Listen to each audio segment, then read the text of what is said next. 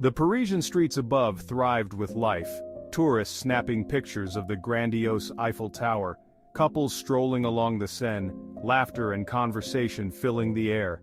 But far below the cobbled streets, beneath the bustling cafés and ancient cathedrals, lay a place of eternal silence, a place where time itself seemed to have forgotten.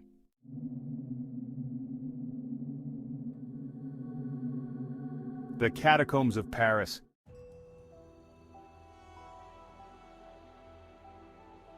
I had always been fascinated by dark history, the macabre side of humanity. So when the opportunity arose for me to visit the infamous catacombs, I jumped at the chance. It wasn't a guided tour. Those were too sanitized, too artificial for what I was seeking. I wanted to experience the real catacombs, the parts that were hidden from the public, shrouded in darkness and mystery.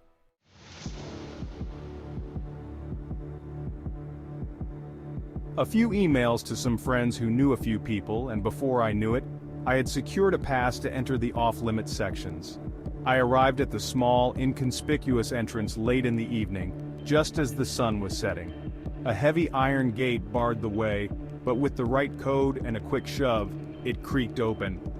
The air that greeted me was damp and cool, a stark contrast to the warm summer night outside.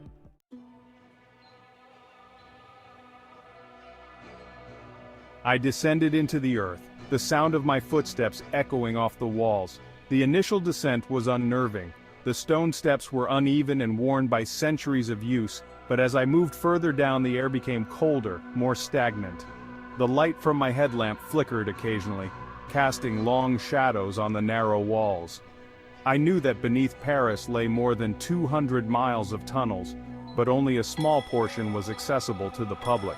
The rest? A labyrinth of forgotten bones and buried secrets. After what felt like an eternity, I reached the bottom. The air was thick with the scent of damp stone and earth, with an underlying sweetness that reminded me of decay. The catacombs stretched out before me, a vast network of tunnels lined with skulls and femurs, arranged meticulously by those who had repurposed the abandoned quarries to house the dead. 6 million souls were said to rest here, their remains piled high in endless rows, staring out with hollow, empty eyes. I moved forward slowly, the beam of my headlamp cutting through the thick darkness. My breathing echoed in the silence, each exhale a reminder of how far I was from the surface, from safety. The catacombs had a way of playing tricks on the mind, and I could already feel it working on mine. The oppressive stillness, the heavy air, the sheer weight of death that surrounded me. It was all overwhelming. As I ventured deeper into the tunnels, the carefully arranged bones began to thin out. The walls became rougher, less polished, and the air grew colder still.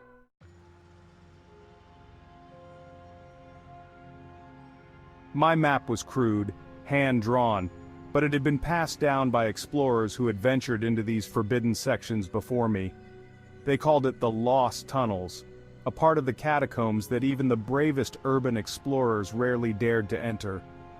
I paused for a moment to check my bearings, pulling out the map and tracing my route with a gloved finger. I was still on course. The tunnel ahead narrowed considerably, forcing me to crouch as I moved forward. The walls seemed to press in on me, and the sense of claustrophobia was suffocating, but I pressed on, determined to reach the heart of the lost tunnels.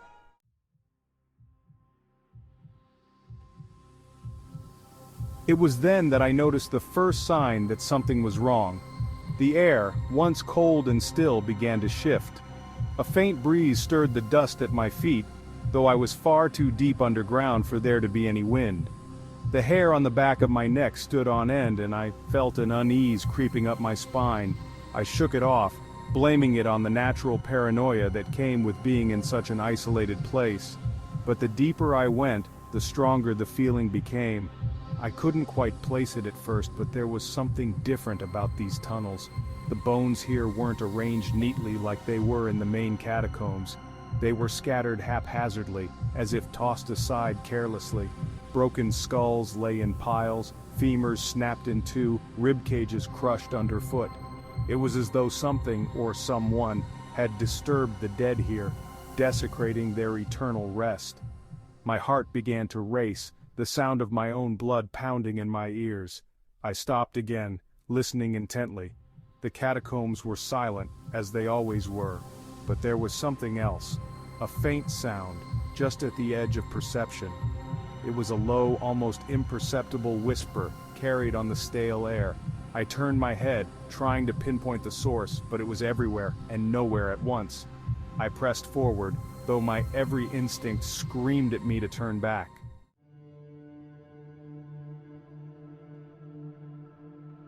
The tunnel widened again, opening up into a larger chamber. My headlamp flickered as I stepped inside, the light struggling to pierce the thick shadows that clung to the corners of the room. The floor was littered with bones, but unlike the others, these were fresh. Too fresh. They hadn't been here for centuries like the others. The marrow still clung to them, dark stains of blood soaking the surrounding stone. I swallowed hard, a cold sweat breaking out on my forehead. I wasn't alone down here. Suddenly the whispering grew louder, more insistent. It was a chorus of voices overlapping and intertwining, speaking in a language I couldn't understand. I spun around, the beam of my light swinging wildly across the room, but there was no one there. No one but the dead. I stumbled backward, my foot catching on something hard. I looked down and saw it. A skull, shattered into pieces. But it wasn't the skull itself that filled me with dread. It was what lay inside. A single human tooth, sharp and jagged, far too large to belong to any person. My stomach churned, bile rising in my throat as I realized what I was looking at. This was no ordinary bone. A deep, guttural growl echoed through the chamber, and I froze, my breath caught in my chest. It came again, louder this time, reverberating off the walls. I turned slowly, my heart hammering against my ribs. There, in the darkness at the far end of the chamber, something moved. It was massive, its body hunched and twisted, shrouded in shadow. The growl rumbled from deep within its chest as it moved toward me, its long, bony limbs scraping against the stone floor. I couldn't see its face, but I could feel its eyes on me, cold and hungry.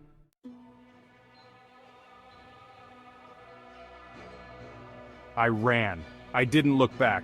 I didn't need to. The sound of its claws dragging against the stone was right behind me, growing closer with every passing second.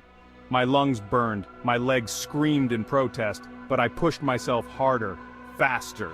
The tunnels twisted and turned, but I didn't stop, didn't slow down. I knew if I did, I would never leave these catacombs alive. The growl echoed through the tunnels, growing louder, more insistent. I could feel its presence behind me, a dark, oppressive force that threatened to swallow me whole. The air grew colder, the walls tighter, and I knew I was running out of time. Finally, I saw it. The faint glimmer of light ahead, the entrance I had come through. I forced my legs to move faster, pushing myself to the limit. The growling was deafening now, a cacophony of rage and hunger that filled the tunnel. I could feel it just behind me, its hot breath on the back of my neck. With one final burst of energy, I threw myself through the entrance, tumbling onto the cold, damp stone of the stairs.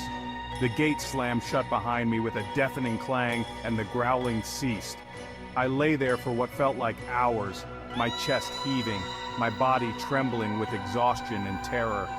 The silence was overwhelming, but it was a welcome relief.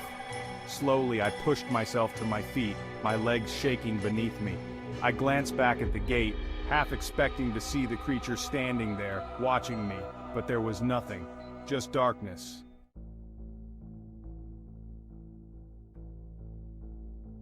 In the days that followed my escape from the catacombs, Paris seemed different to me.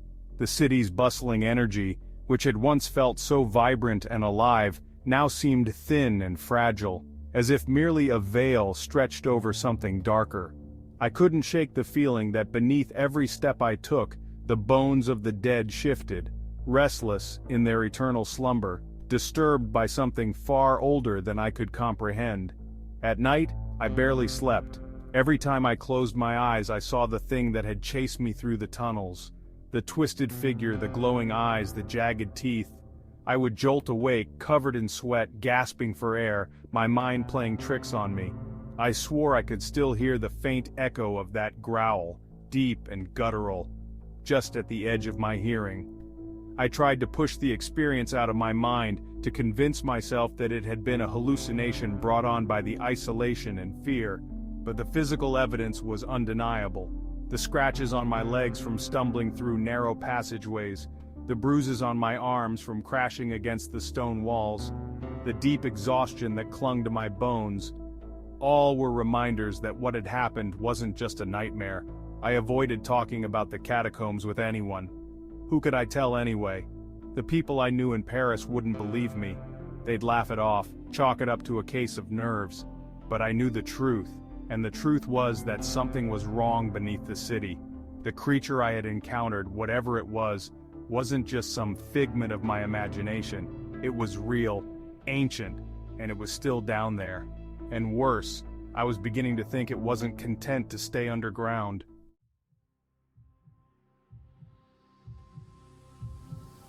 As I walked through the city's streets, I noticed subtle changes. The air felt heavier, as if it carried a weight that no one else could sense. Shadows stretched longer in the alleys, clinging to the corners as though something was lurking just beyond my sight. On more than one occasion I thought I saw something move in my peripheral vision, something dark, low to the ground, slipping into the shadows before I could turn my head. It was as though the thing from the catacombs had followed me, had crawled out from beneath the streets, and was now watching me, stalking me, waiting for the moment when I let my guard down. I felt its presence in my bones, in the chill that crept up my spine every time I passed a darkened alley or glanced down into a subway grate. One evening as I passed a small cafe near my apartment, I caught my reflection in the window. My face looked pale and drawn, the dark circles under my eyes stark against my skin. But something else caught my attention, a movement in the reflection, just behind me. I spun around, heart racing, but there was nothing there. Just the empty street, the sound of distant cars, and the growing sense of dread that whatever had pursued me in the catacombs wasn't done with me yet.